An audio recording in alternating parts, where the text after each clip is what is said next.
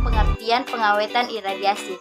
Jadi, pengawetan iradiasi adalah sebuah teknologi yang digunakan untuk memperpanjang masa simpan produk pangan dengan cara penghambat pertumbuhan mikroorganisme patogen dan mengurangi kehilangan akibat kerusakan dan pembusukan.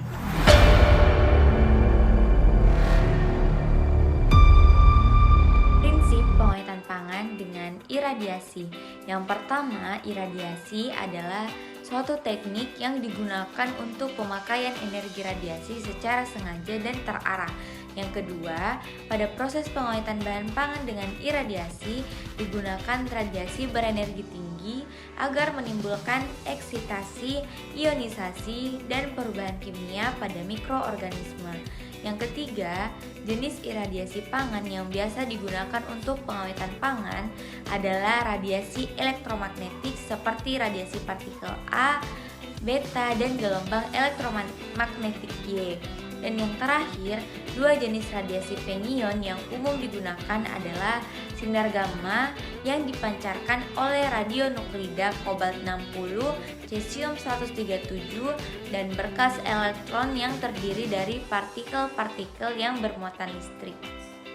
Mekanisme iradiasi. Jadi mekanisme iradiasi makanan ini melibatkan penggunaan radioaktif dari kobalt-60 untuk memperpanjang umur simpan makanan. Kobalt-60 sebagai unsur radioaktif yang tidak stabil mengalami peluruhan inti dan memancarkan partikel beta dan sinar gamma. Akibat dari peluruhan ini, kobalt-60 berubah menjadi nikel-60 yang lebih stabil. Selama proses iradiasi, sinar gamma dan elektron yang dihasilkan dari peluruhan radioaktif dihilangkan, sehingga hanya produk ionisasi yang tersisa. Produk ini dapat berupa ion bermuatan atau radikal bebas yang memiliki kemampuan untuk bereaksi dengan bahan makanan yang diiradiasi. Reaksi ini disebut radiolisis dan dapat menyebabkan perubahan pada struktur molekuler makanan. Ion-ion reaktif yang diproduksi oleh makanan iradiasi ini menghancurkan mikroorganisme dengan mengubah struktur membran sel dan mempengaruhi aktivitas metabolik enzim. Efek yang lebih penting adalah molekul DNA dan RNA dalam sel nukleus yang dibutuhkan bagi pertumbuhan dan replikasi. Semakin kecil dan simpel suatu organisme, maka dosis radiasi untuk menghancurkan organisme tersebut itu semakin tinggi.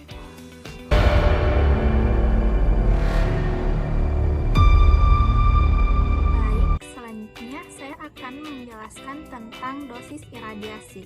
Dosis iradiasi adalah jumlah energi yang diserap ke dalam bahan pangan dan merupakan faktor kritis yang terjadi pada iradiasi pangan. Apabila jumlah iradiasi yang digunakan kurang dari dosis yang diperlukan, maka efek yang diinginkan tidak akan tercapai. Begitupun sebaliknya, apabila dosisnya berlebihan, pangan mungkin akan rusak, sehingga tidak dapat diterima oleh konsumen. Hasil penelitian menunjukkan bahwa semua bahan yang diiradiasi tidak melebihi dosis 10 gray, maka aman untuk dikonsumsi oleh manusia. Hal ini juga sependapat dengan FAO dan WHO. Adapun dosis iradiasi yang hanya digunakan untuk tujuan khusus. Dan Komisi Kodeks Alimentarius, yaitu gabungan dari FAO dan WHO, belum menyetujui penggunaan dosis ini. Yang pertama, ada dosis rendah yang hanya sampai dengan 1 gray. Dengan tujuan khususnya, yaitu tujuan khusus yang pertama ada pencegahan pertunasan dengan dosisnya yaitu 0,05 sampai 0,15 gray, dengan produknya yaitu kentang, bawang putih, bawang bombay, dan juga jahe. Selanjutnya ada tujuan khusus kedua, yaitu pembasmian serangga dan juga parasit dengan dosisnya yaitu 0,15 sampai 0,50 gray, dengan produknya yaitu serealia, kacang-kacangan, buah segar dan kering, ikan, dan juga daging kering. Selanjutnya ada tujuan khusus yang ketiga, yaitu perlambatan proses fisiologis dengan dosis yaitu 0,50 sampai dengan 1 gray, dengan produknya yaitu buah dan sayur segar. Selanjutnya ada dosis sedang, yaitu 1-10 gray. Tujuan khususnya itu yang pertama ada perpanjangan masa simpan dengan banyak dosis, yaitu 1-3 gray, dan produknya yaitu ikan dan arbe segar. Yang kedua ada pembasmian mikroorganisme perusak dan juga patogen, dan banyak dosisnya yaitu 1-7 gray, dan produknya yaitu hasil laut segar atau beku dan juga daging unggas segar atau beku. Tujuan khusus yang ketiga ada perbaikan sifat teknologi pangan dengan jumlah dosisnya yaitu 2-7 gray, dan juga produknya yaitu anggur dan juga sayuran kering. Dan yang terakhir ada dosis tinggi dengan tujuan khususnya yaitu pensterilan industri dan juga pensterilan bahan tambahan makanan tertentu dan komponennya dengan banyak dosis yaitu 10-50 gray, dan produknya yaitu daging unggas, hasil lautan, makanan siap hidang dan juga makanan steril. Keamanan pangan iradiasi. Nah, aspek keamanan pangan iradiasi itu terbagi menjadi 3. Yang pertama itu aspek keamanan. Batas maksimal energi sumber radiasi yang dipakai yaitu 5 mega elektron volt untuk sumber radiasi sinar gamma dan sinar X, dan 10 mega elektron volt untuk berkas elektron.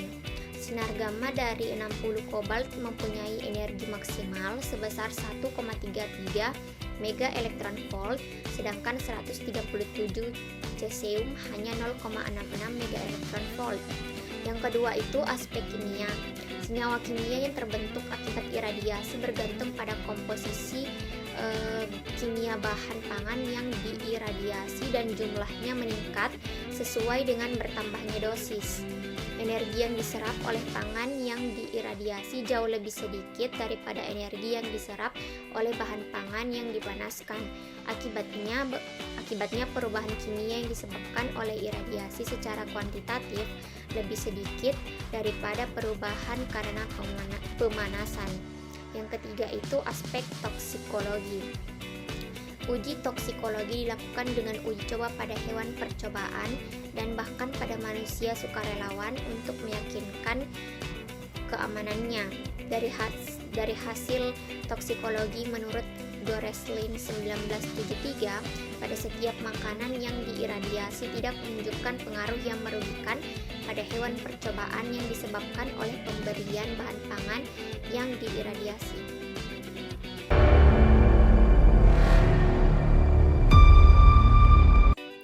Alat iridasi terdiri dari sumber isotop berenergi tinggi untuk memproduksi sinar gamma atau mesin sumber untuk memproduksi vertikal elektron berenergi tinggi.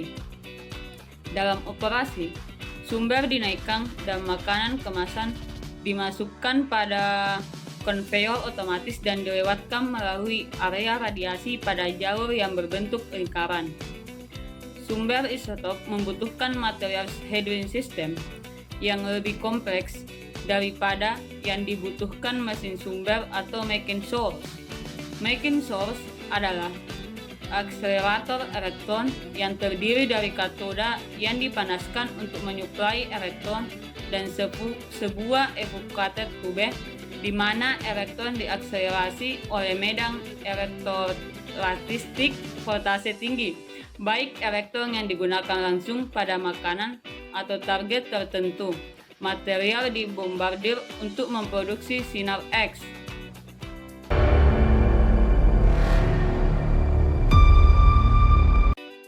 Adapun alat iradiasi itu terdiri dari sumber isotop berenergi tinggi untuk memproduksi sinar gamma atau mesin sumber untuk memproduksi partikel elektron berenergi tinggi.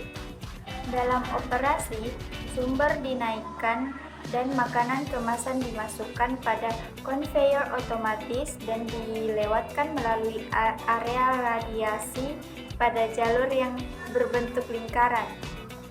Sumber isotop membutuhkan material Hadron system yang lebih kompleks daripada yang dibutuhkan mesin sumber atau mesin sources. Fission sources adalah akselerator elektron yang terdiri dari katoda yang dipanaskan untuk menyuplai elektron dan sebuah evacuate tube di mana elektron diakselerasi oleh medan elektrostatik voltage tinggi, baik elektron yang digunakan langsung pada makanan atau target tertentu. Material dibombardir untuk memproduksi sinar X. Nah, ada pun tantangan yang terkait dengan penggunaan pengawetan iradiasi adalah yaitu yang pertama, keamanan radiasi. Paparan radiasi yang berlebihan itu dapat berbahaya bagi kesehatan manusia dan juga lingkungan. Oleh karena itu, diperlukan langkah-langkah keamanan yang lebih ketat untuk melindungi pekerja dan juga untuk melindungi masyarakat. Yang kedua yaitu biaya yang relatif lebih mahal dan kompleks dibanding dengan teknik pengawetan tradisional lainnya, serta adopsi teknologi yang lambat dikarenakan proses iradiasi tidak langsung membunuh target hama atau patogen secara langsung dan cepat. Untuk mengatasi hal ini, ada beberapa solusi yang dapat dilakukan, yaitu yang pertama adalah menerapkan prosedur keselamatan radiasi yang ketat, termasuk pelatihan personel, pemantauan radiasi, dan juga penggunaan peralatan pelindung. Desain fasilitas iradiasi yang memadai juga meminimalkan paparan radiasi, mengembangkan regulasi dan pedoman masing-masing terkait aplikasi iradiasi dan bahan pangan, serta perkembangan regulasi dapat dilakukan melalui pertukaran informasi dan training masing-masing perwakilan negara yang ahli atau bertugas untuk mengatur regulasi terkait iradiasi pangan.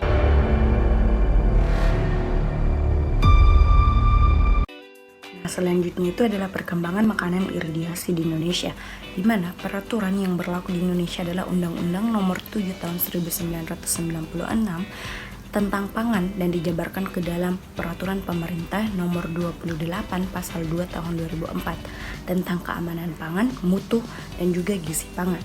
Komersialisasi bahan pangan iradiasi dilakukan berdasarkan Peraturan Menteri Kesehatan Republik Indonesia Nomor 701 Menkes per 8 2009. Label pangan Undang-Undang Pangan RI Nomor 69 per 1999 per 34 dan Peraturan Perdagangan Internasional dari segi komersialisasinya.